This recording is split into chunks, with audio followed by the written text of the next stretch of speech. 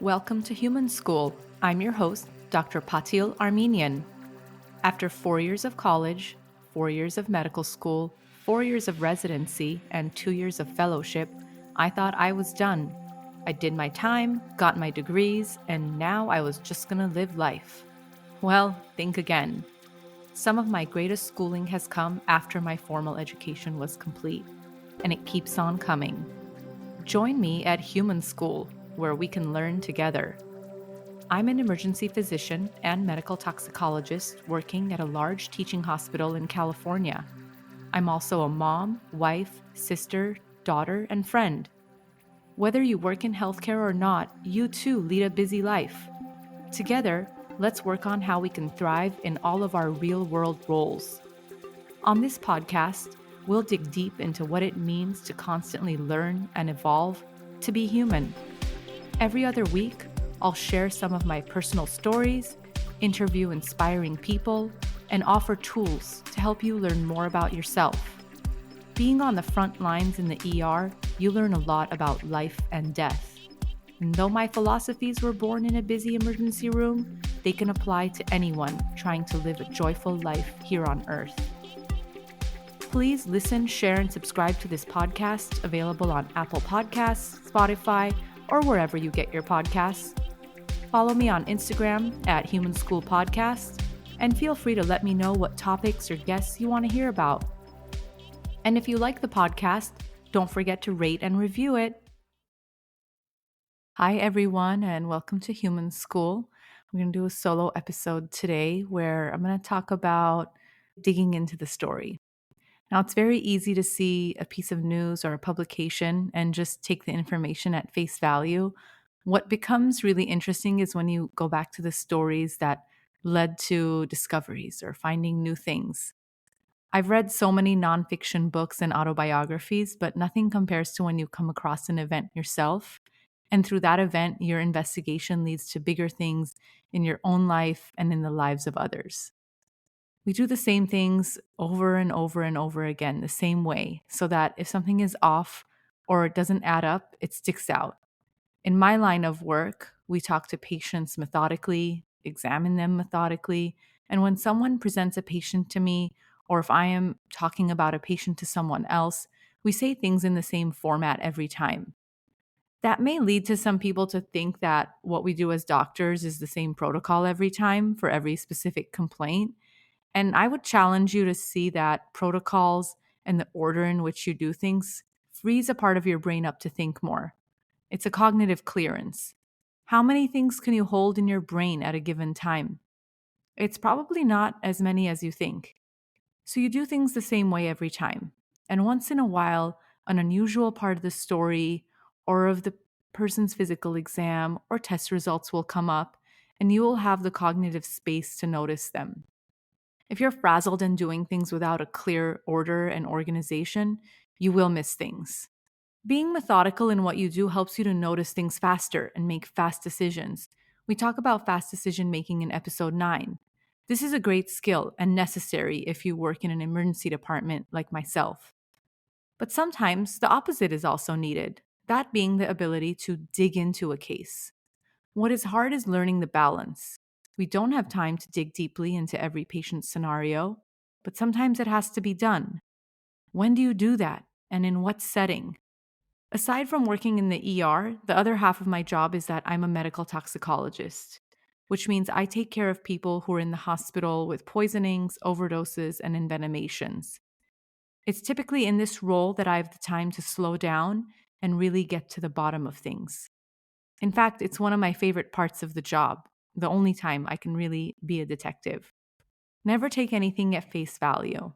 I have so many stories that support this, but today I'm going to talk about a couple of the big ones that just popped out in my mind when I was thinking about this topic. I want to preface this by saying that everything I'm going to discuss has already been published in the medical literature and in some cases even litigated and settled in court. So I'm not going to be breaking any privacy laws here. Nonetheless, I'm going to be speaking in pretty general terms to still maintain confidentiality about these cases. Now, as a toxicologist, the world I work in is that of drugs. When I say drug, I really mean any compound that can cause a physiologic response in a person. So that includes medications, herbal supplements, illegal street drugs, you name it. That's the baseline we're starting with. Now let's add on another layer. Then we have a rule in toxicology, or one of our core concepts, which is the dose makes the poison. This was said by the Swiss German physician, alchemist, and philosopher Paracelsus in 1538. And the exact translation from the German is all things are poison, and nothing is without poison. The dosage alone makes it so a thing is not a poison. So, in short, everything has the potential to be a poison. I mean, even water. Drink too much water, and that'll make you really sick. We'll come back to this, but first, a story. Over a decade ago, I was on call one night for the San Francisco Poison Control Center when my phone rang at about 1 a.m. And it kept ringing over the course of a couple hours. I heard about 12 patients who presented to 4 different San Francisco Bay Area hospitals, really sick. They were all from an indoor electronic dance music event. And hearing that immediately got me up and worried. I have a soft spot in my heart for raves and electronic dance music, which I talk about in episode 3 with Leo Max. Like, I could have been there. What happened? There was no time to get emotional because there's emergent business at hand. These young people were sick. 3 of them were at my home hospital, so I could see them and care for them in person, and the others I helped out over the phone. Almost all of them had very high fevers, up to 109 degrees Fahrenheit. So we all know that's super, super, super hot. Many of them had seizures. Over half needed to have a breathing tube placed and hooked up to a ventilator, otherwise known as intubation. Half had dangerously low blood pressures, and several had super high potassium levels and evidence of injured kidneys. I kept emphasizing that the first and really most major priority was cooling them down. Not necessarily to turn them into popsicles, but cool enough so that their organs could work and our medications can work. What you may not know is that medications don't work in the body if one is too hot or too cold. Even electrically shocking an abnormal heart rhythm won't work. You actually have to be within a certain temperature range for our interventions to even have a chance. The fastest way to cool someone down is really, first step, paralyze their muscles, because any muscle movement will create more heat. That's why putting in a breathing tube and hooking someone up to a ventilator really helps. You've just paralyzed them to do that procedure, and now their muscles are loose and not working at all. Therefore, those muscles aren't making more heat. The second step is to cool them down by cooling their skin, really aggressively cooling their skin. So I'm not just talking about putting an ice pack on them here and there. There's a couple different big ways in which to do this, and people will actually argue about it all day long. If you're an ER doctor and you're listening, you, I'm sure, have an opinion on this. But there's a couple big ways.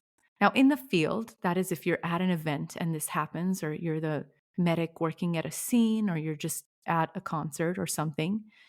Now, in the field, an ice bath works wonders. That's literally a bathtub full of ice, or maybe a body bag full of ice. I heard, and somebody out there, if you know, please contact me, but I heard that this is in place at EDC, or Electric Daisy Carnival in Las Vegas, which is perfect because that place is hot and they probably have long transport times just to get someone out of there and to the nearest hospital. And so doing that on site is really the best thing you can do. Now, we can also do that in the hospital, but some other tricks that we have is something called evaporative cooling, which is when you continuously wet the skin and have a big fan on the patient. Just that drying process cools them down.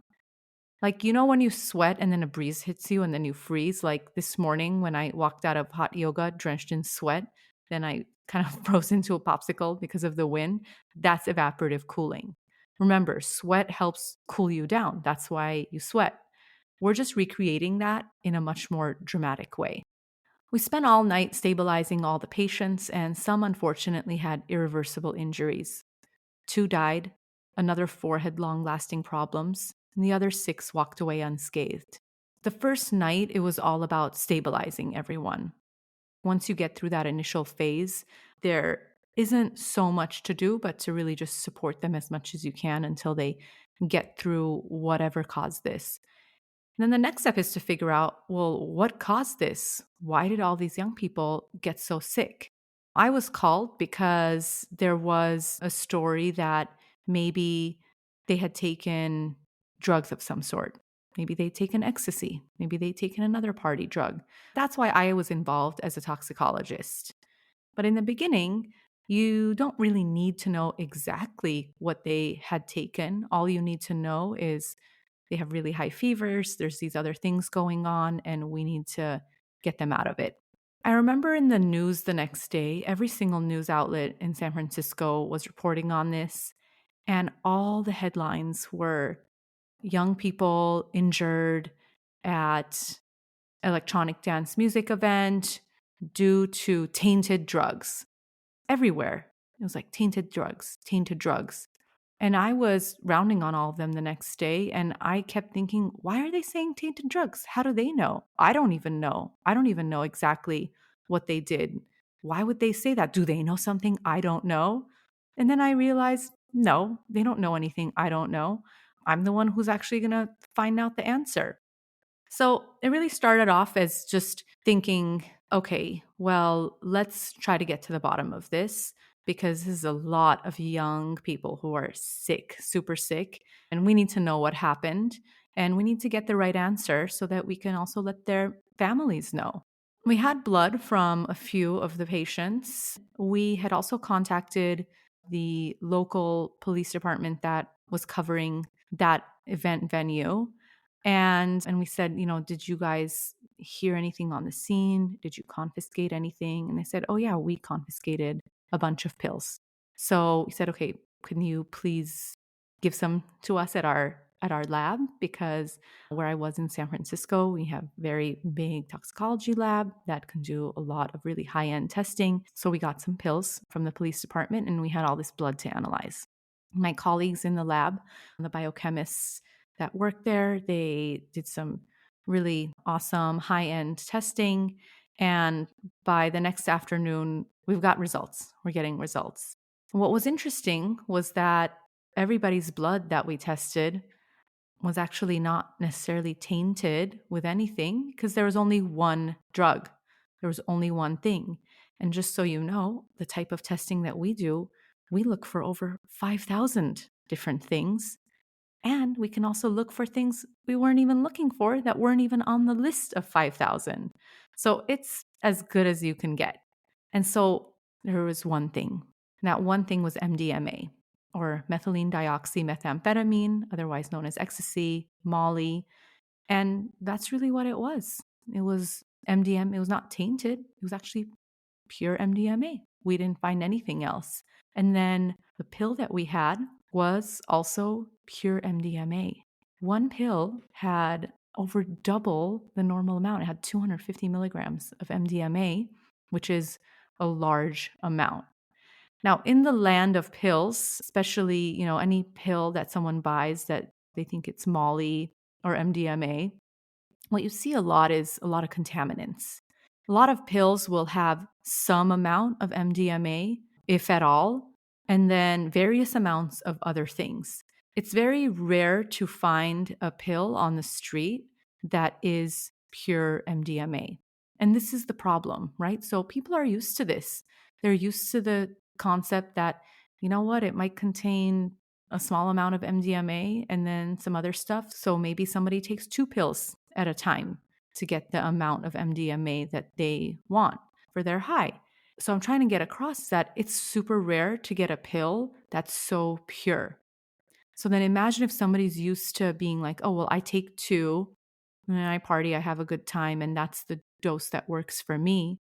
But then they take 2 pills of this pure capsule that has over double the proper amount of MDMA in each pill. Then you've actually taken 4 times, and possibly even 5 times the amount of a therapeutic dose of MDMA, right? Because remember, we said the poison is in the dose earlier. And that's the thing. This would be a really high dose. MDMA is therapeutic at the low 80 to 120 milligram amounts that have been studied and used. And there's great therapeutic potential in MDMA, which we're definitely going to talk about in other episodes. I'm by no means, trying to vilify MDMA here, but this is an actual overdose that we're talking about. This is toxicity. So it's a different world.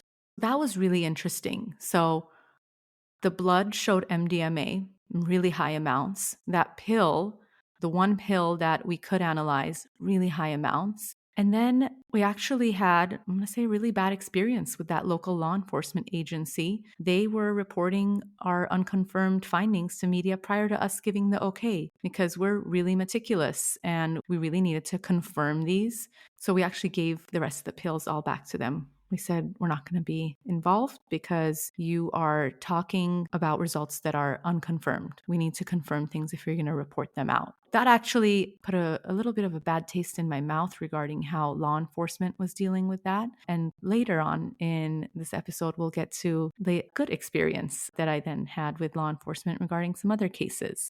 Interesting fact about MDMA, if somebody takes MDMA in a hot or warm environment, there's a synergistic reaction that happens with MDMA. It already has the potential to make you get a fever. If you're in a hot environment, your fever will go up even higher, exponentially higher. One of our students at the Poison Control Center happened to have been at the event. So we were rounding on these patients, and then the student said, "Oh, I was there, and it was really hot in there. I was just digging. I was talking to anybody I could. I was trying to get a hold of the paramedics who were on the scene and just anyone. And I managed to talk to a few people, other people who were there, and everyone, some of them were medics on the scene, and said, yeah, it was really hot. It was an indoor closed venue. And what was interesting was that law enforcement and security at the venue weren't allowing any windows or doors to be open.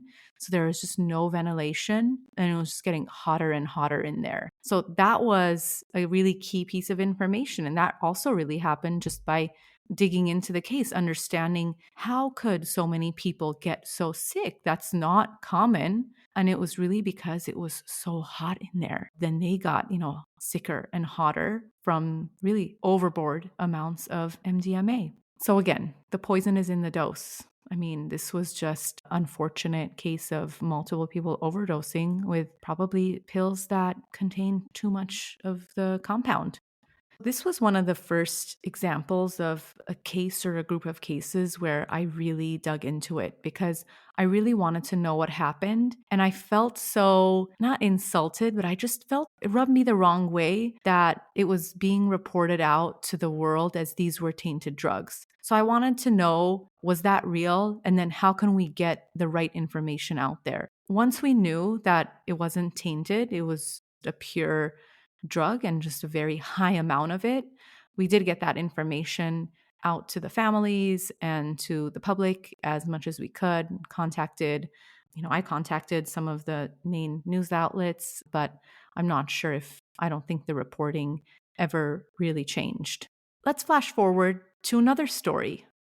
And this type of story has actually become all too common now. 4 years ago, when it happened, though, it was still rare. So one night at around 1 a.m., why do interesting things always happen at 1 a.m. in the land of toxicology? I don't know. But at 1 a.m., 3 young men were brought into my emergency department very, very sick. One of them was in cardiac arrest, and 2 of them were alive, but barely. Nobody really knew exactly what had happened. A neighbor had opened the door of this apartment and just found them all collapsed on the floor. What was really apparent, though, was that on scene, one of them already didn't have a pulse. The other 2 had really shallow breathing. So super shallow breathing really slow, and their pupils of their eyes were really, really small, and they were just passed out on the floor.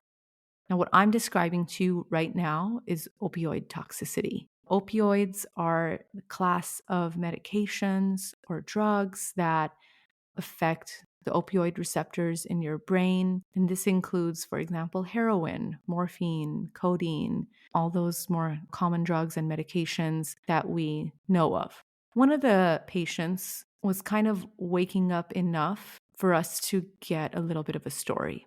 And the story was that him and his friends each snorted a line of cocaine.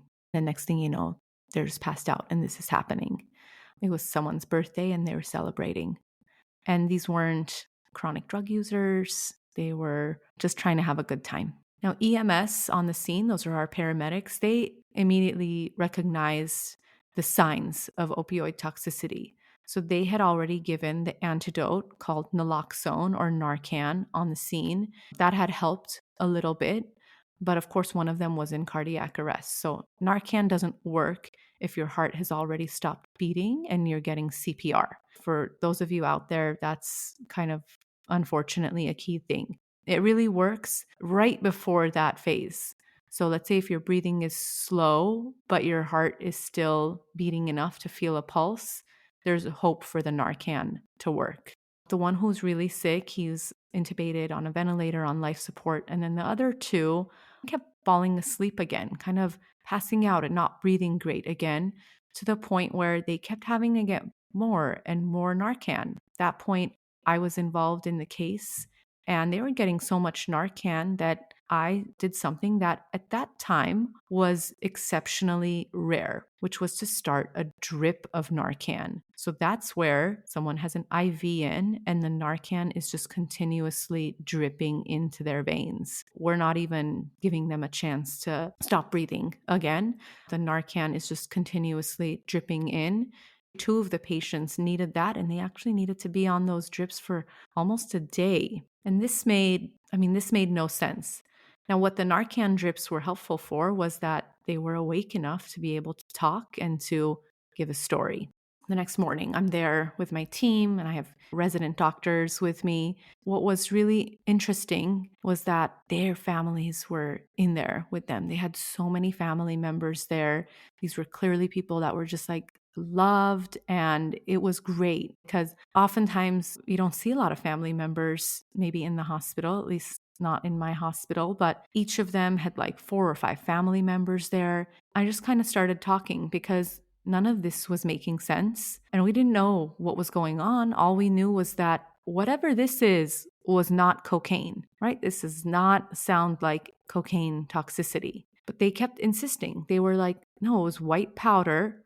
We each snorted a line of white powder, just like one line each. And then we don't remember anything. They just collapsed, onto the floor. I was like, well, all this family is here. And I really wanted to figure out what happened and what's going on.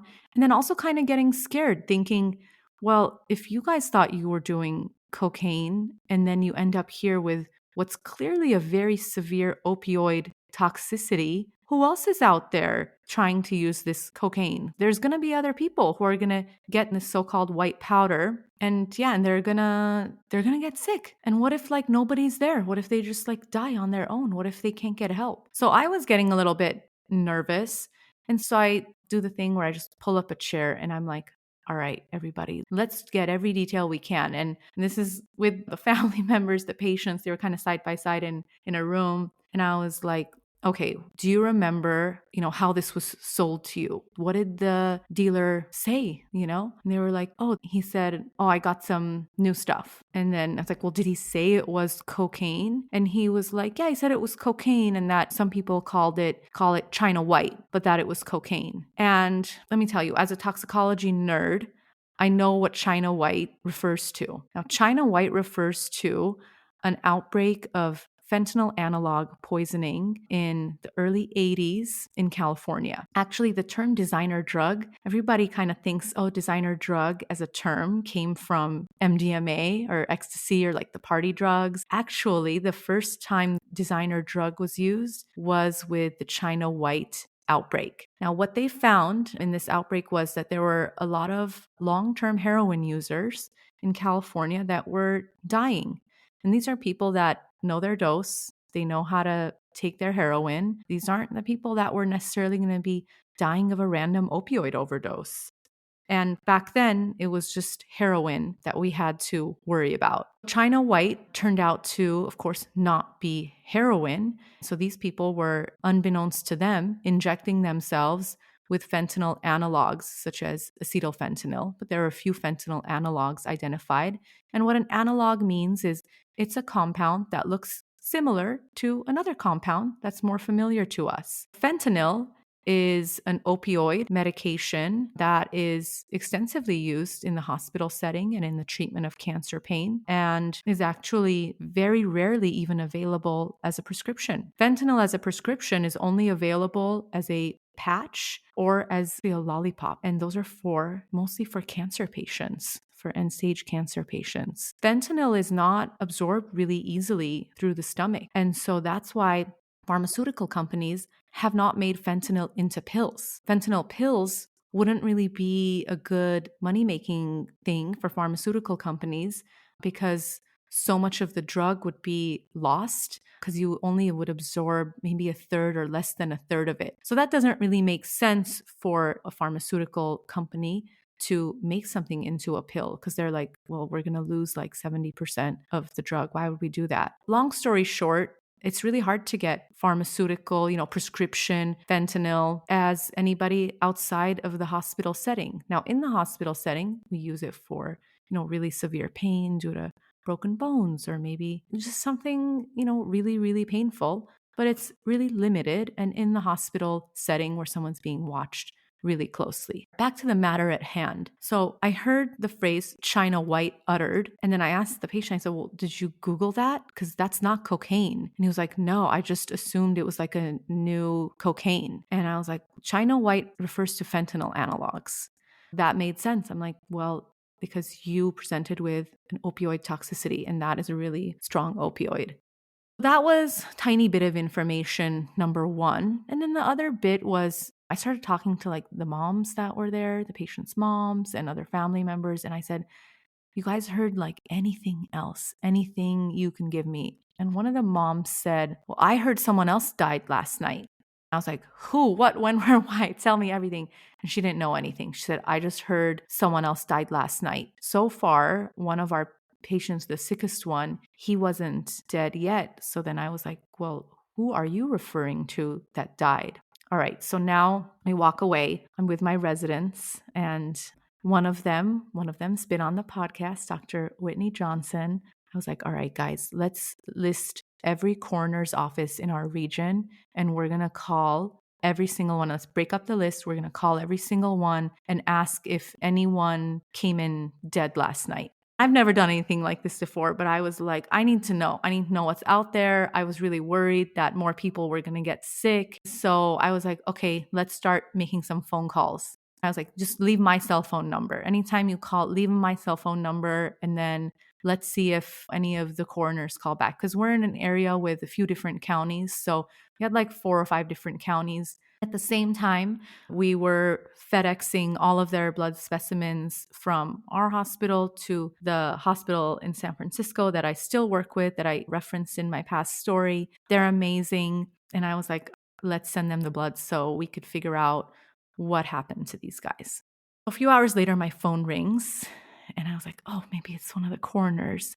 I pick up and I say hello. And on the other end, I just get this angry sounding male voice saying, who are you? And I said, well, you called me. Who are you? It turns out it was one of our local DEA detectives. He was like, why are you getting involved in my investigation? And I said, I don't know what investigation you're talking about. I'm just a doctor in the hospital and these are my patients. So actually, it's my investigation. I'm trying to figure out what happened to these guys. It was pretty funny because we started off kind of in this like, who are you? Who are you battle. And then we ended up realizing like, let's work together because we might have something bad on our hands. And that was great. So I said, I am sending their blood off for analysis and I'll have results probably by end of day tomorrow. I'll let you know. Because I said, I know how DEA labs go and you're not going to get results for a while. I said, I'll keep you guys posted. Now let's flash forward to the next day. The next day, I get a phone call from one of the professors at the lab in San Francisco. She basically says, we found fentanyl. All of their blood contained very high concentrations of fentanyl, actually so high that the numbers were compatible with what we've seen in fatality cases or in people who have died from fentanyl toxicity. They, of course, have the capability to look for all the analogs and related compounds. And she was like, we're not seeing anything else. This is all fentanyl. just regular old fentanyl. I mean, in all honesty, that freaked me out because no one should die from one line of coke, right? It's like they're just having a good time. But if you think it's coke and then it turns out to be fentanyl, that was just terrifying to me. Now, meanwhile, the two patients that were on the Narcan drips, they are doing much better. They're stabilized. They're going to go home soon. Unfortunately, the other patient passed away. I think he was just found too late. He was too sick. And unfortunately, he passed away. We were at least able to get the information out to all of the patients and their families about what this was. And then the next step was we have to transmit this information out even further. And so that's why I was actually really happy to be working with somebody from law enforcement that seemed really invested in this concept and really trustworthy. I called him directly. I told him what we had found. And I said, look, this is really concerning. I think more people are going to die. And then at that time, we also found out that actually somebody had died. That patient's mom, who just word on the street had heard somebody else had died. Well, yes, in fact, one person had died that night. So now that's 4 people that have been affected by this. We wanted to get the information out, and I reported it to our local poison control center so they keep an eye on cases, to our local public health department, because now this really becomes a public health issue. I just felt like everybody needed to get involved and get the information out there, maybe through a press conference. Just how do you get information out to tons of people? That's what we're trying to process and figure out. And so it was nice to have those contacts with public health and law enforcement because that's what they do. They know how to get information out to a lot of people. Now, I remember at first it felt like I was the only one freaked out by this. I was the only one I felt like who was just genuinely taking it seriously, because I think a lot of people, they have the propensity to just think, oh, drugs, whatever, like as if somebody does a drug once, twice, or even like 1,000 times, but their life or what they're going through isn't as valuable as somebody else's. I am tired of that narrative. I'm done with that. I don't subscribe to that. And I just felt like these 3, now 4 people have been affected, and they're valuable, and this is valuable, and we don't want more people to get hurt. Initially, I'm not going to lie, I was faced with resistance. I kind of just let everybody know that they had until the end of that business day to either tell me we were doing a big press conference to get this information out to everyone, or I could just go to the media myself. Fortunately, we all worked together and we did a press conference where we got this information out to the public, and pretty quickly, I would say. And at that point, we didn't have any more deaths from whatever this fake cocaine was. At the time, this was a novel thing. And now, 4 years later, we're at the point where cocaine in all 50 states of the United States has been found containing fentanyl. There's been tons of cases exactly like this, and it's important to keep getting this information out there. So what was really valuable about digging into this story was that first, establishing contact with a local DEA detective who was doing work along these lines, but in a very different capacity. And just to be like, okay, when something bad happens, we can work together to get information out to the public. The other thing was that, we did get information out to the public, and then they could see that we care about anybody using drugs for any reason. And then I wanted to get not just information out to my community, but to the world at large. This was actually published in CDC's MMWR, which is the Morbidity Mortality Weekly Report, which is really their publication for outbreaks, for letting people know about outbreaks of things. And this had not been reported before. And so at least it was out there for other doctors and other public health officials to see. And then back to our community, what we realized with this series, actually the DEA detective and I realized that our first responders in our region did not carry Narcan. So what I mean by a first responder is the police department and fire department. Now, in a lot of places, fire departments will also be the paramedics. They'll have like an EMS division.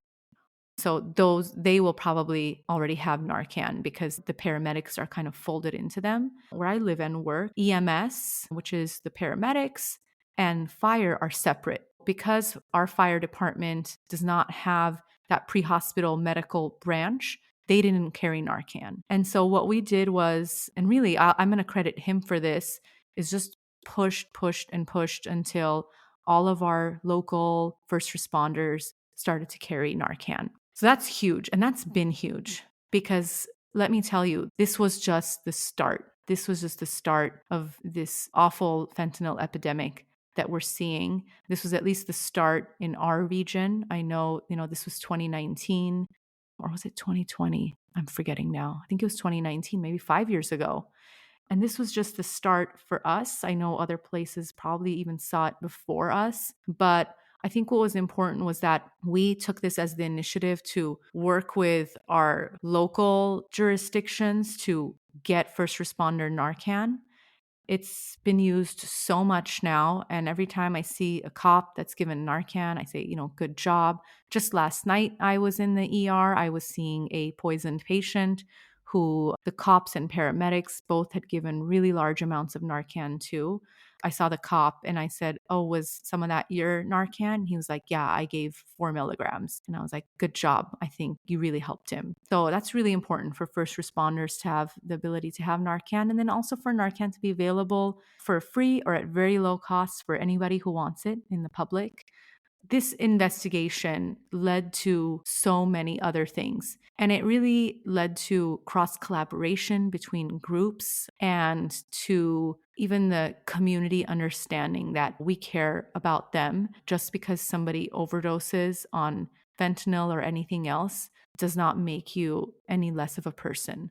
What have we seen in this time period since then? We've seen the fentanyl epidemic explode. I can talk about this in detail in another episode because now I've become a real expert in this topic. And what we've also seen is that it does still come in the powder form, which a lot of people use, but mostly we're seeing pills, and these are fake pills. So earlier I said that when a pharmaceutical company makes prescription fentanyl, they're never making pills. Anyone that has a pill of fentanyl, that is illicit. And that's probably coming from your large-scale Mexican drug cartels. Fentanyl pills, that's all made. Doesn't matter if they have an imprint that looks like they're an oxycodone or a Norco or whatever prescription medication.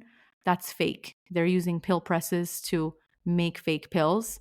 We've gotten to the point where I just assume any pill that somebody says they got on the street is fentanyl until proven otherwise. At least once a week, we have to use a Narcan drip in our hospital, if not more. We're just really inundated with this right now. This episode is not about that topic so much as just figuring out that that story even exists and keeping your eyes open and knowing when to do a deeper investigation and trying to get to the bottom of something. This was the first time that, we realized and took seriously the fentanyl epidemic had hit our city, our region. We couldn't hide from it, but had to face it head on. But it was through digging deep and digging into the story of these three that we figured it out and have been able to hopefully help so many people since then.